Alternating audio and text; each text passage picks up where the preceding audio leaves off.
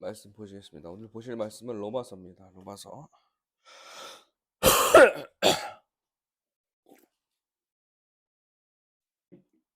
3장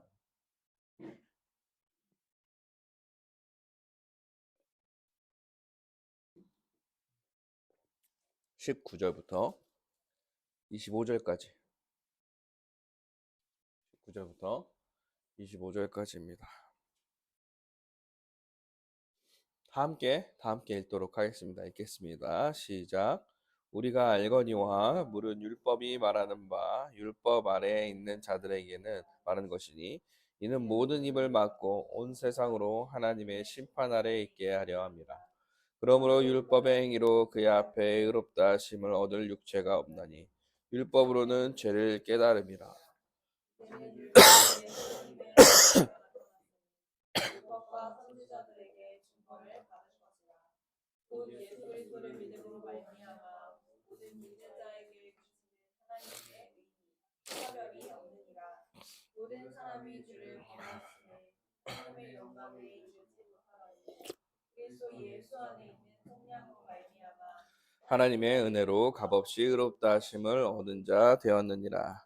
이 예수를 하나님이 그의 피로써 믿음으로 말미암은 화목제물로 세우셨으니 이는 하나님께서 길이 참으시는 중에 전해지는 죄를 간과하심으로 자기의 의로우심을 나타내려 하심이니.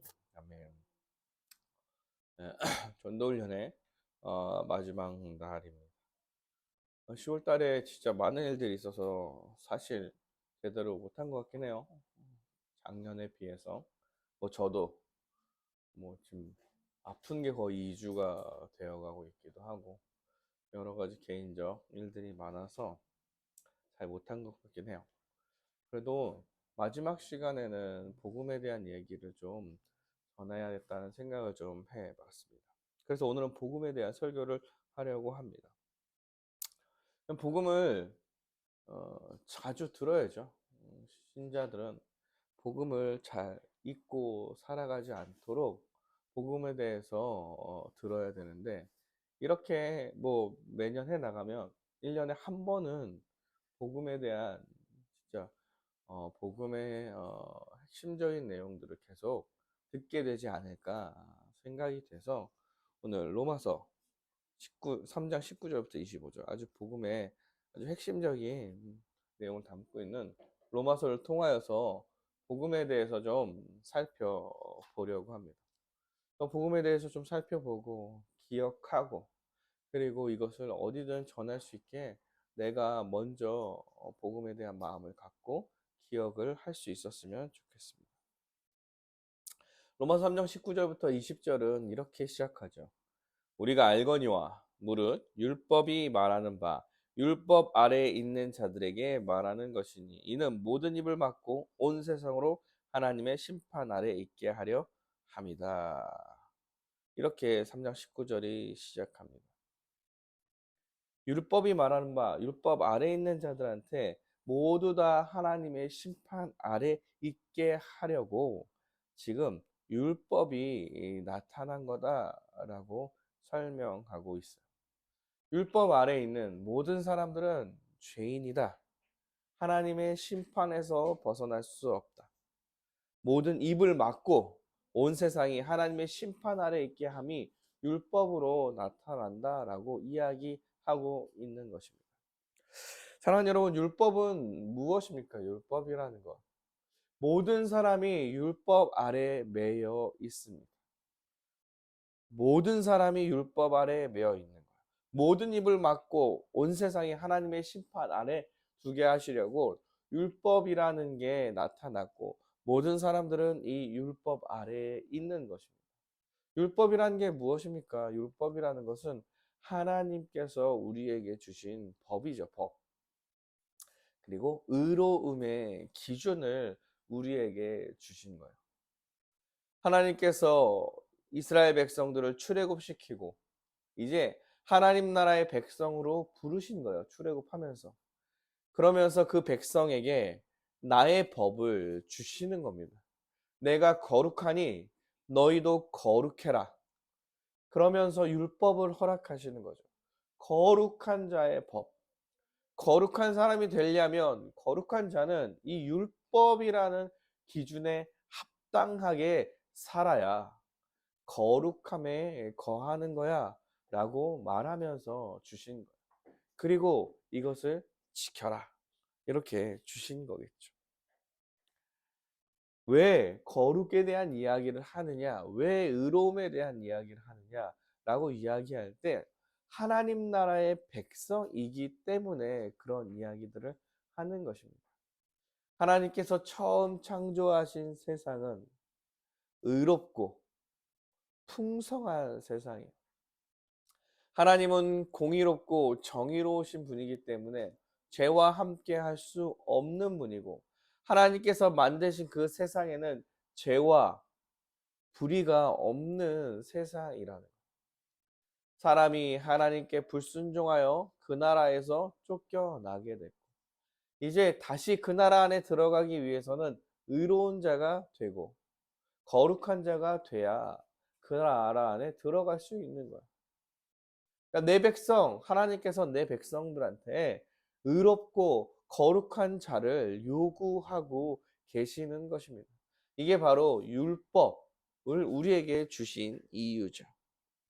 의로운 자만 하나님 나라에 들어갈 수 있기 때문에 그 의로움의 기준은 창조주 하나님께서 제시하신 것이고, 그 의로움의 기준을 다 지켜낸 사람이 하나님 나라에 들어갈 수 있는 거예요.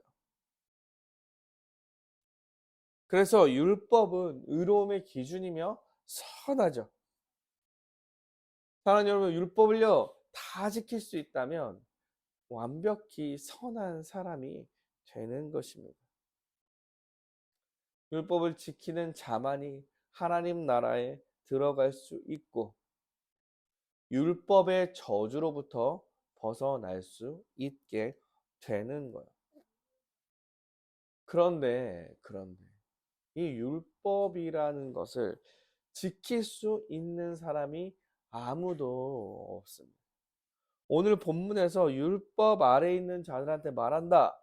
모든 입을 막고 온 세상으로 하나님의 심판 아래에 있게 하려고 율법을 줬다. 이렇게 말하고 있다는 것은 누구도, 이 세상의 어느 누구라도 이 율법을 다 지켜낼 수 있는 사람이 없다는 것을 말하고 있는 것입니다. 왜냐하면 하나님의 거룩과 하나님의 의의 기준이 너무 높아요. 너무 높아. 갈라디아서는 이 모든 율법을 항상 지켜야 된다고 이야기하죠. 모든 율법, 하나님께서 제시하신 모든 것을 한순간도 어기면 안 된다. 모든 순간 항상 지켜야 된다고 이야기합니다. 신약시대에 예수님께서는 이 율법에 대해서 외적 행동뿐만 아니라 내적인 마음까지도 지적하세요. 그래서 마음조차도 미워하면 살인이고 음욕을 품으면 간음이다 라고 말하고 있어요. 내가 외적으로 어떤 행동을 하지 않는다고 하더라도 율법의 기준에서는 어긋나는 거예요. 어긋나. 그러므로 누구도 이 율법을 지킬 수 없는 것입니다. 그래서 율법이 주어지는 순간 이 세상의 모든 사람들은 심판 아래 놓이게 되는 것입니다. 죄를 짐으로 죄에 대한 합당한 벌을 받는 자로 서 있는 거예요. 하나님은 거룩하고 공의로우신 분이십니다. 죄를 짓는 자들, 죄에 대해서 그냥 넘어가지 않고 반드시 죄에 대한 합당한 형벌과 대가를 치러 주실 분이라는 거예요. 그래서 율법이 우리에게 주어지는 순간 우리는 모두 다 하나님의 심판 아래 놓이게 되는 거예요. 그리고 율법이 주어진 목적도 바로 그것입니다.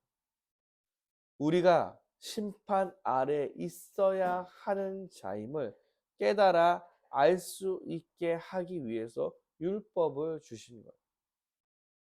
그래서 율법을 주실 때에 율법 아래 제사법들이 포함되어 있는 거예요.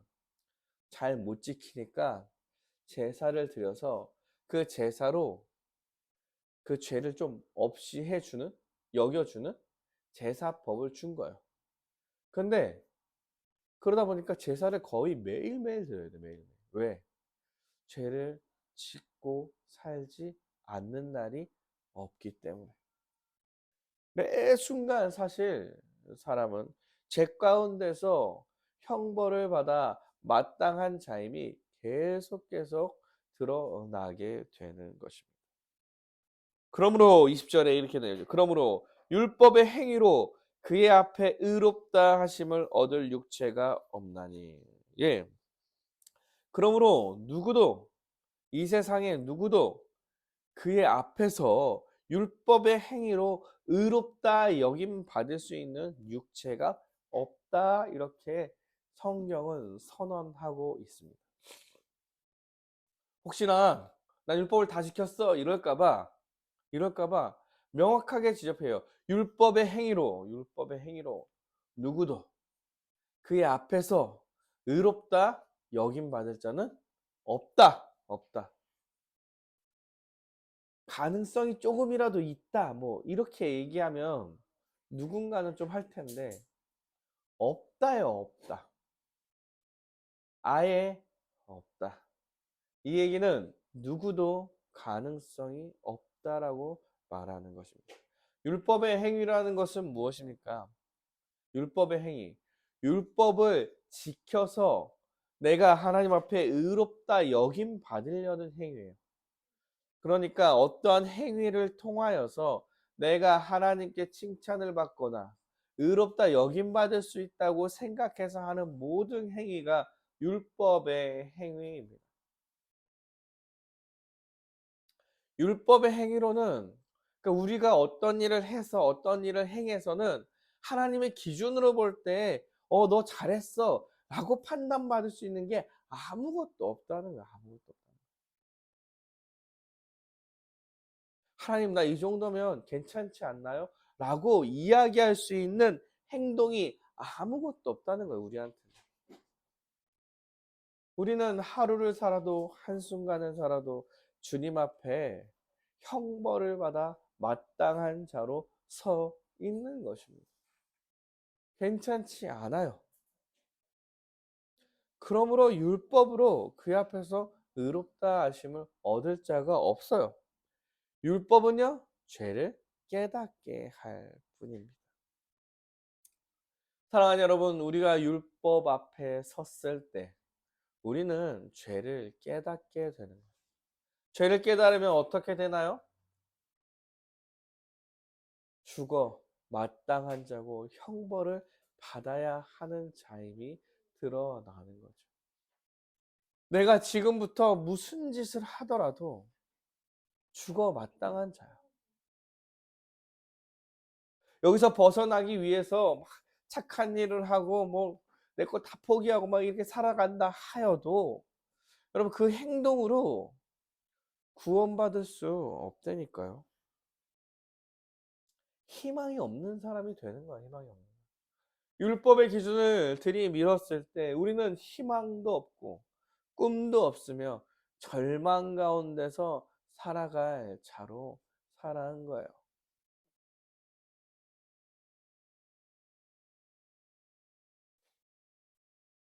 한 줄기 빛도 없습니다. 어떻게 뭐 벗어날 방법이 없는 그런 죄인들이 우리의 상태인 거예요.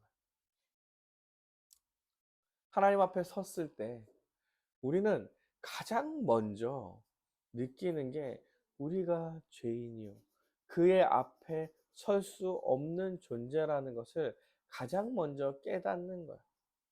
그래서 숨고 도망치고 고개를 숙이고 납작 엎드리는 일들을 해 나가는 거죠. 죽을까 봐 주님 앞에 서면 형벌을 받아야 하기 때문에.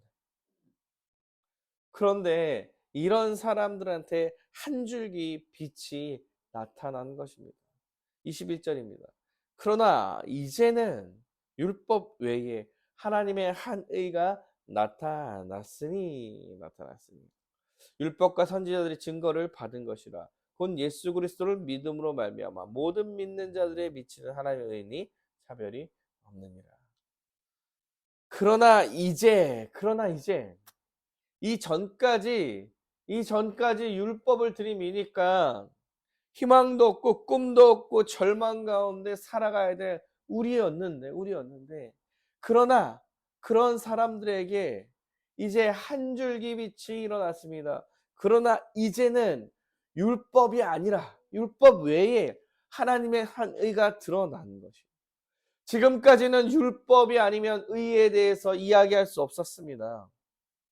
율법에 나를 비춰서 의냐 불이냐 하나님의 의가 비춰져 있기 때문에 내가 의롭냐 의롭지 않느냐를 바로바로 볼 수 있었는데 이제 그 하나님의 의 율법 외에 다른 하나님의 의가 나타난 거야.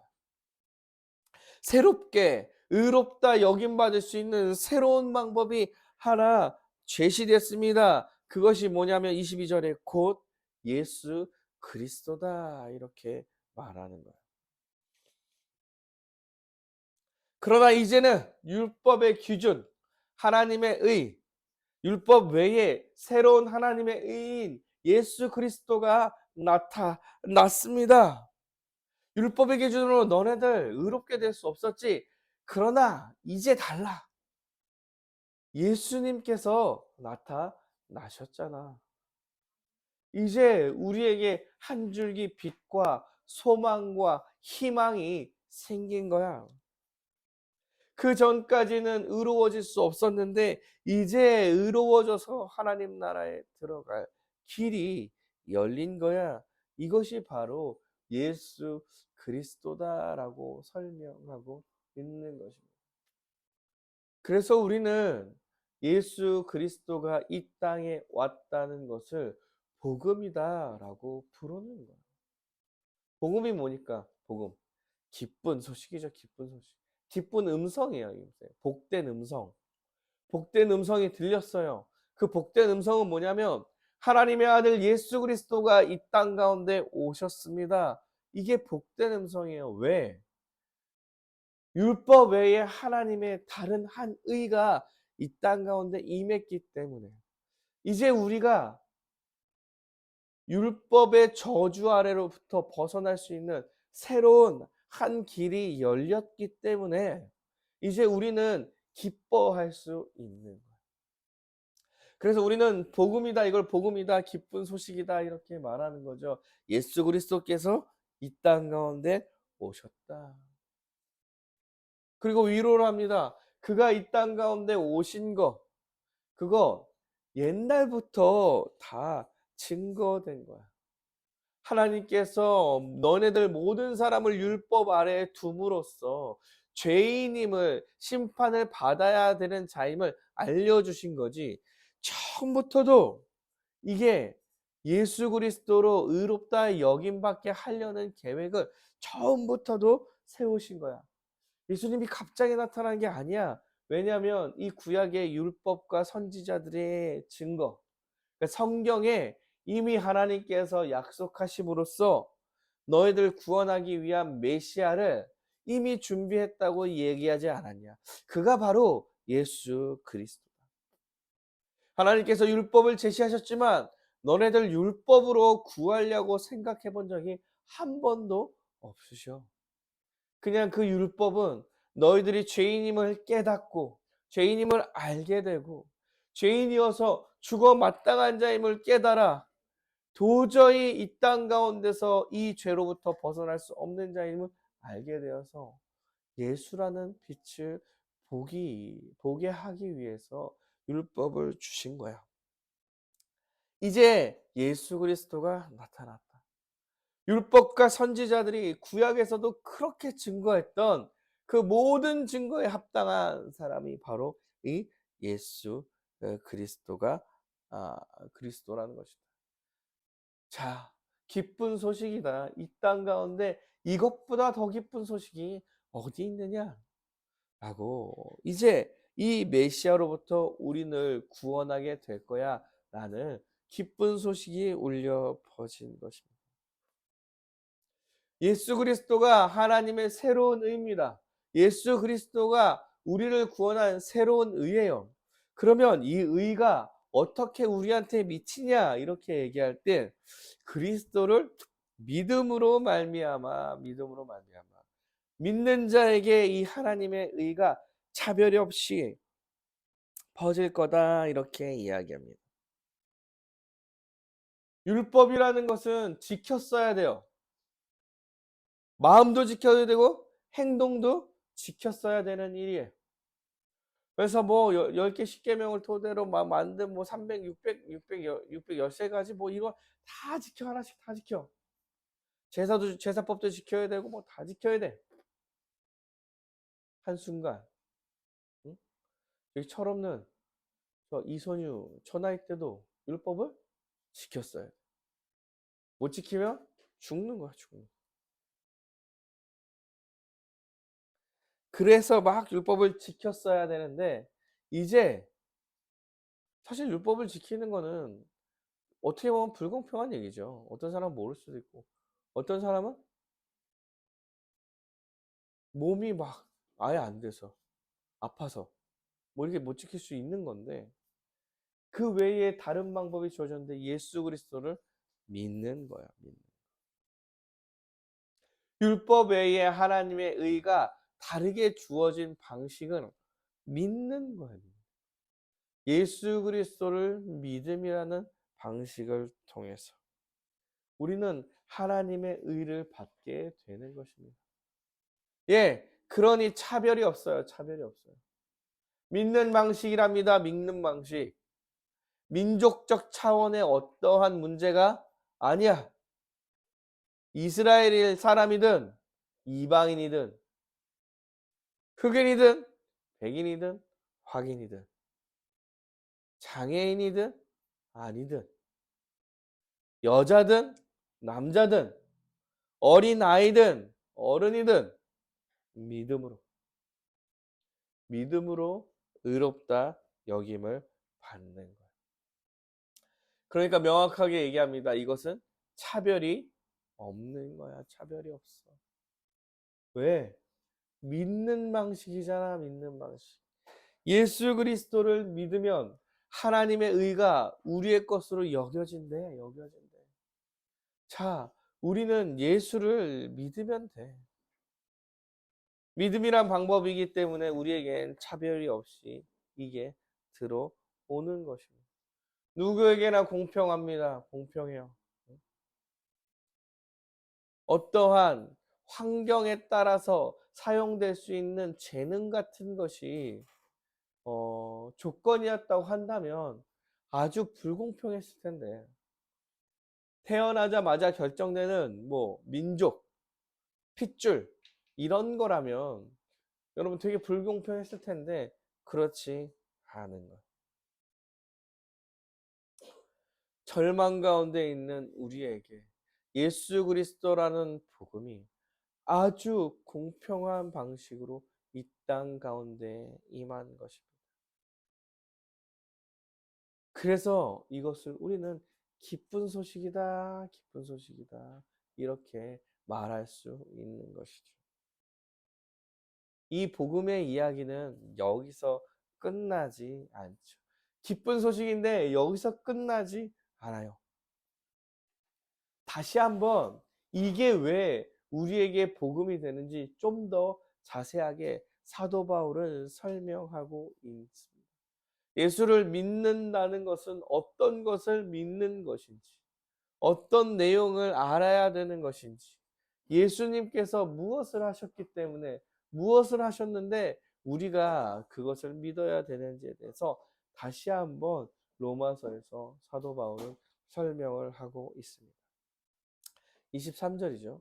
모든 사람이 죄를 범하였음에 하나님의 영광에 이르지 못하더니. 다시 한번 설명해요. 모든 사람이 죄를 범해서 하나님의 영광에 이르지 못했어요. 그래서 이 죄에 대한 방법을 해결했어야 하는 것이죠. 그리스도 예수 안에 있는 속량으로 말미암아 하나님의 은혜로 값없이 의롭다 하심을 얻는 자가 먼저 된 것입니다. 어떤 방식이었냐면 예수 그리스도의 속량으로 말미암아 우리가 값없이 의롭다 하심을 받은 거예요. 믿었는데, 예수를 믿어서 우리가 의롭다 여김을 받았는데, 죄 때문에 형벌을 받아야 되는 우리가 예수를 믿어서 의롭다 하심을 얻었는데, 예수의 어떤 것을 믿었냐, 왜 우리가 의롭다 하심을 받았느냐, 이렇게 이야기할 때 예수님께서 속량을, 하나님께서 예수 안에 있는 속량을 하셨기 때문에 그런 일이 벌어진 거예요. 속량이라는 것은 무엇입니까? 속량은 전쟁 용어죠. 전쟁 용어. 많이 말씀드렸어요. 전쟁 용어입니다. 속량은 전쟁을 해서 포로로 끌고 와서 어떠한 나라에 종살이 하는 자들에게 대가를 지불하고 그 종살이하던 자들에게 자유를 준 거예요. 그러니까 우리의 믿음은 어떠한 대가가 치러진 것입니다. 죄와 사망에, 우리가 죄를 지어서 죄와 사망의 종살이함으로 그 죄와 사망의 종살이로부터 벗어날 수 없었던 자였는데, 그래서 죄를 지을 수밖에 없고 또한 그 죄로 인하여서 형벌을 받을 수밖에 없는 자에서부터 일정한 값을 치러서 그 죄와 그 형벌로부터 자유함을 얻었다는 거예요. 그런데 그 대가를 누가 치렀냐면 바로 예수 그리스도. 하나님께서 예수 그리스도라는 대가를 치러내신 거예요. 사랑하는 여러분, 우리가 예수를 믿어 의롭게 된 것은 예수님이라는 대가가 치러졌기 때문에 의롭게 여김을 받은 것입니다. 예수님이란 대가는 무엇인가요? 예수님께서 우리의 모든 죄를 대신해서 십자가에 달려 죽으심으로, 우리가 받아야 될 형벌을 대신 받으심으로 그 대가를 다 치러내신 거예요. 우리가 뭘 할 수 있지 않아서 우리가 대가를 치르려면 어떻게 해야 돼요? 죽어서 형벌을 받아야 돼요. 영원한 죽음 가운데 처해 있으면 우리가 대가를 받은 거지. 그런데 살아났잖아.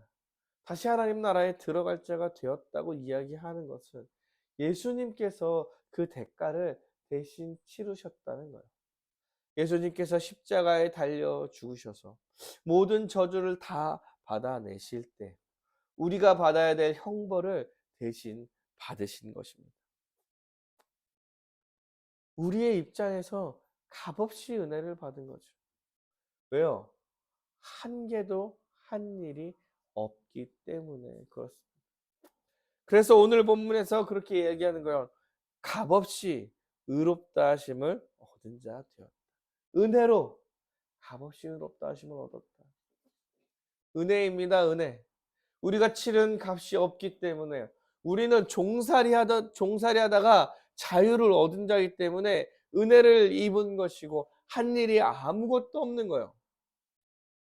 그러니까 은혜 입었다, 값없이 의롭다 여김을 받았다 이렇게 얘기를 하는 거죠. 다만 하나님은 어마어마한 대가를 치러내신 거예요. 우리가 구원받은 게 정말 아무것도 아닌 게 아닌 거죠.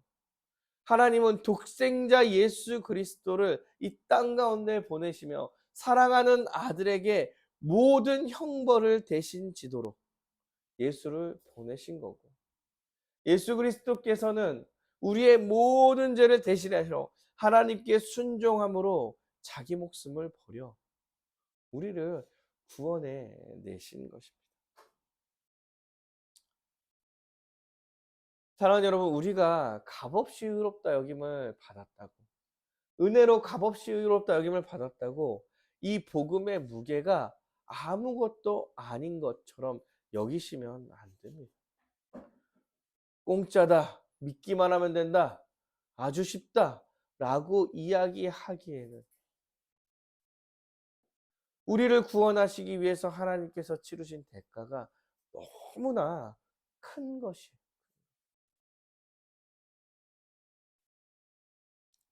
또 말씀하십니다. 이 예수를 하나님의 그의 피로써 믿음으로 말미암은 화목제물로 세우셨으니, 하나님께서 화목제물, 예수님께서 화목제물 되심을 믿으라, 이렇게 말하는 거예요. 화목제물이란 얘기는 하나님의 진노가 표현되어 있는 말입니다. 왜냐하면 화목제물을 드려서 하나님께서 진노를 해결하심으로 화목하게 되었다라고 말하는 거잖아요.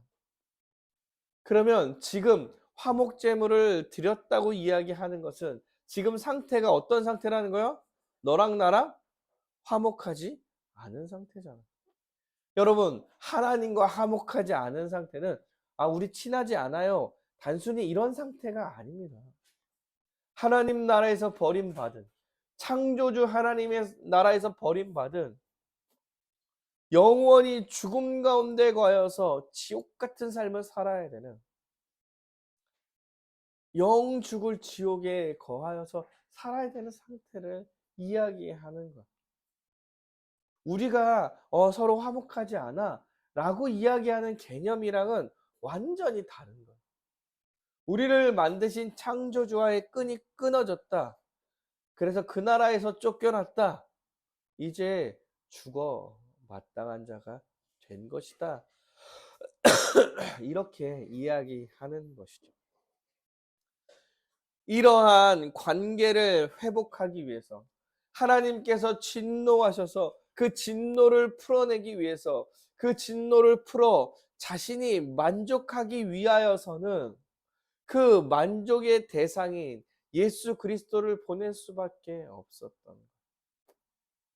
왜 굳이 예수를 보내서 십자가에 달려 죽게 해야 됐냐고요? 뭐 좀 윙크 같은 거 하고 끝내면 안 되나? 감사받고 박수치고 막 끝내면 안 되나?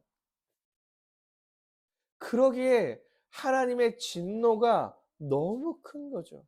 우리의 죄에 대한 하나님의 진노가 너무 커요. 너무 커. 아니, 우리의 죄의 무게가 너무 큰 거예요.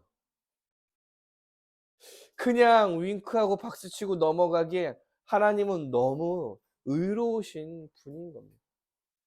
이 대가를 그냥 눈 감고 넘기기에는 하나님은 너무 의로우신 분이죠. 그래서 그 진노를 풀어낼 방법으로 독생자 예수를 십자가에 달려 죽게 하심으로 제물로 보내시는 거예요. 예수 그리스도의 죽기까지 순종을 하나님께서 받으신 겁니다. 그리고 만족하시고 진노를 풀어내신 거예요.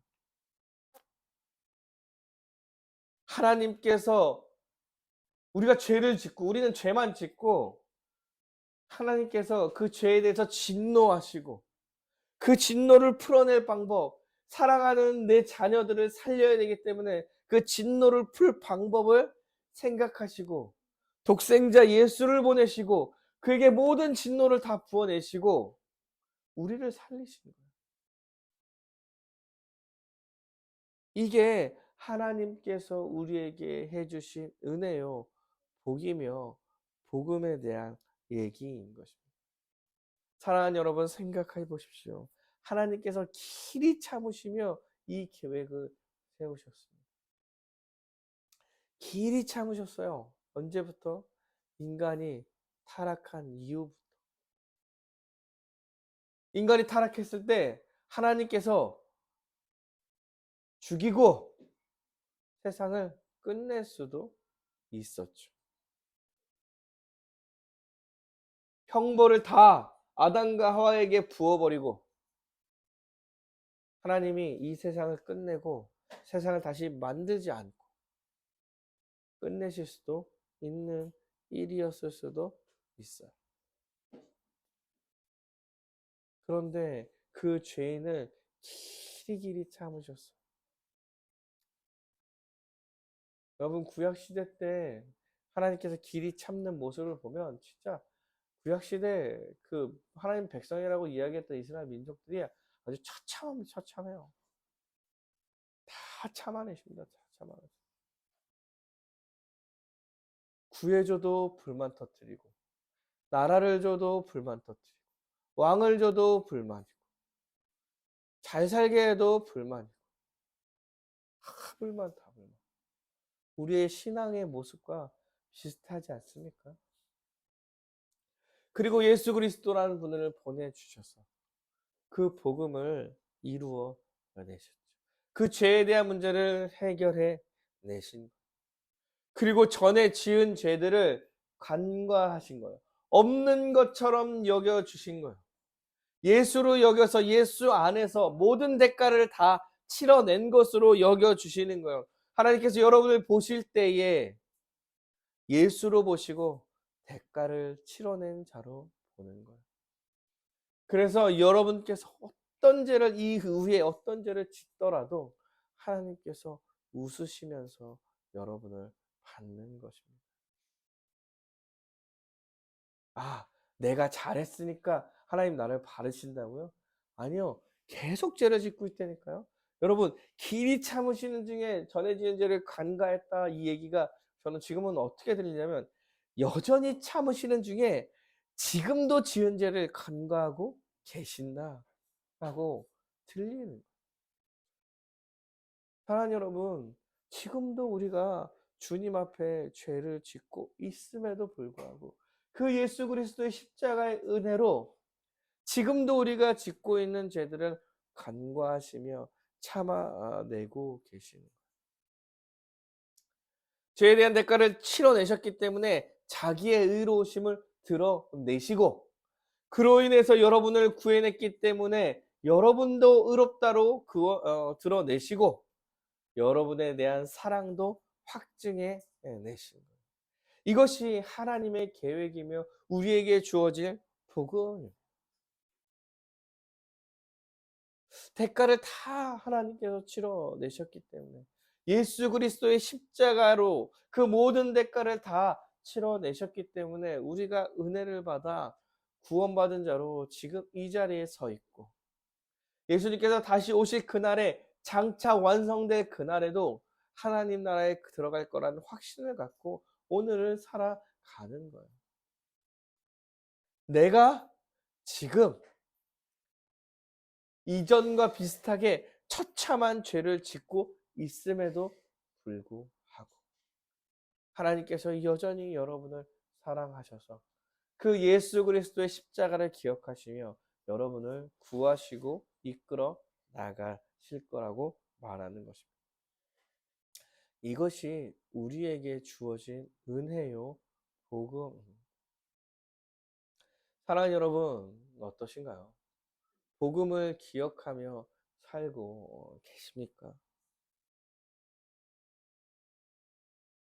우리가 복음에 대해서 진짜 다 전한 게 아니에요. 지금 간단하게 아주 핵심적인 얘기만 한 것입니다. 사랑하는 여러분, 이 복음이 여러분의 삶 속에 매일매일 다가오십니까? 예수 그리스도의 십자가의 은혜와 예수 그리스도의 십자가의 복음이 매일매일 내 삶에 기억되어서 오늘의 삶이 부끄러워지시고 회개를 하고 계시는 것입니다. 아니면 어떤 삶의 상황에서 예수의 자녀임을 기억하여 그 복음의 십자가를 기억하여 구원받은 자로서 살려는 생각을 하고 계시냐는 거예요. 아울러서 이 복음의 은혜가 너무 기뻐 내 옆에 믿지 않는 사람들에게 그리스도인임을 드러내고 복음에 대해서 한마디라도 전하려는 생각을 갖고 계시냐는 거예요. 이 복음을 듣고 예수 안에서 교회로 모여진 자로서 우리의 모든 삶이 복음과 교회적 삶이 우선시 된다는 사실을 기억하면서 살고 계시냐는 거예요. 세상에서 잘 살아야지, 잘 살아야지. 여러분, 세상에서 잘 살기 위해서는 교회로서 잘 살아야 되는 게 우선시 되는 거예요. 여러분의 선택 가운데 복음을 알고 복음적 삶을 먼저 생각하고 계시냐는 거예요. 세상에서 내가 잘 살고 못하고 있을 때 여러분 어디로 돌아가야 되냐면 교회와 복음으로 돌아가야 돼요. 그런 인식이 있으신지 묻고 있는 겁니다. 사랑하는 여러분, 이 은혜를 항상 기억하면서 우리는 살아가야 합니다. 우리가 주의 뜻 가운데서 복음의 은혜를 잊고 살아갈 때, 내 마음대로 살아갈 때 다시 한번 돌이키고 복음으로 돌아와 교회적 삶, 복음으로서 신자로서의 삶을 다시 기억하고 나아갈 때, 여러분, 복음적 삶을 세상에서도 살아갈 수 있는 거예요. 전도훈련의 마지막 시간에 복음에 대한 이야기를 전해드리는, 우리 복음에 대해서 다시 한번 기억할 때가 된 것 같습니다. 저부터 마찬가지인 것 같아요. 저부터 마찬가지. 어떠한 상황과 환경에 불만을 터뜨리고 왜 안 되고 있는지를 이야기하고, 나만 왜 이러나 생각하고, 잘할 수 있을지 고민만 하고, 잘못하고 있어서 후회하고. 그런데 사랑하는 여러분, 우리한테 예수 안에 들어가 복음이 있다는 사실만으로 사실 우리의 인생은 성공이고 끝납니다. 그냥 주어진 일을 열심으로 감당하면 되는 겁니다. 이게 복음의 능력이며 우리가 복음의 은혜를 기억하는 자로 살아가는 거죠. 사랑하는 여러분, 어떻게 살든 예수를 믿기 전보다 못하겠습니까, 우리가?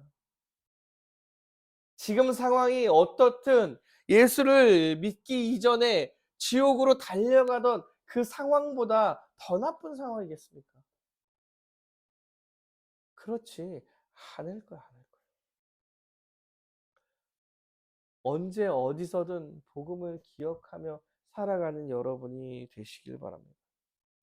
아울러 전도훈련의 마지막 시간에 언제 어디서든 이 복음을 드러내며 살아가는 여러분이 되시길 바랍니다. 두 가지를, 이제 세 가지라고 얘기해. 세 가지를 하셔야 될 것 같아요. 내가 그리스도인임을 드러내셔야 합니다. 드러내셔야 돼요.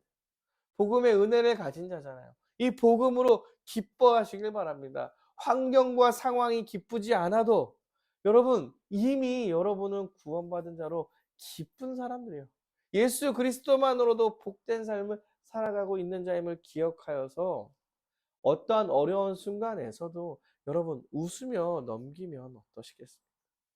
복음을 받은 자잖아요. 잘 못해도 괜찮아요. 괜찮아. 좀 더 여유를 갖고 그리스도인임을 드러내셨으면 좋겠습니다. 두 번째로는 복음을 전할 수 있는 자가 되어야 할 것입니다.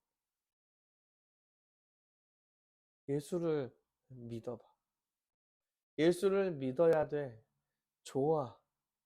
우리 교회에서 이런 일이 있었어. 내 친구가 이런 일이 있었어. 이런 이야기들을 쉽게 할 수 있었으면 좋겠습니다. 어렵겠죠. 어렵겠죠.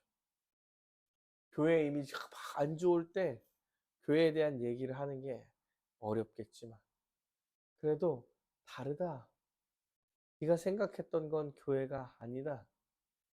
라고 이야기하며 신앙이 뭔지를 이야기할 수 있는, 언제나 말할 수 있는 예수쟁이가 되어야 할 것입니다. 세 번째로는요, 이런 말을 자신 있게 할 수 있어야 돼요. 우리 교회로 와. 한 몸 내 교회로 살아가는 것이 무엇인지 알았으면 정말 신자로 기쁘게 살 수 있을 거예요. 사랑하는 여러분, 근데 이런 얘기를 하려면 여러분이 교회적 삶으로 기쁘셔야 돼요. 기쁘셔야 돼요. 먼저. 그러니까 여러분, 교회로서 기뻐하셨으면 좋겠습니다. 제가 여러 가지로 힘든데 그냥 교회가 있다는 걸로 힘이 될 때가 많은 것 같아요. 사실 우리 뭐 안 하잖아. 연락도 많이 안 하는 것 같고. 그런데 교회 성도가 있다는 사실로 힘이 되고 버텨내는 것 같아요. 그래도 이해해 주는 사람이 있고 함께 걸어갈 사람이 있다는 생각이 나에게 힘이 되고 또 한 발자국 나아갈 수 있는 그런 능력이 되는 것 같습니다. 사랑하는 여러분, 우리가 서로에게 힘이 되는 사람이 되고 관심을 갖고 서로에게 도움이 되고 정말 한 몸 한 가족으로 살아갈 때 그럴 때 여러분 교회가 너무 좋아 라는 이야기를 할 수 있는 것 아니겠습니까? 사랑하는 여러분, 논리적으로 이야기할 때도 마찬가지죠.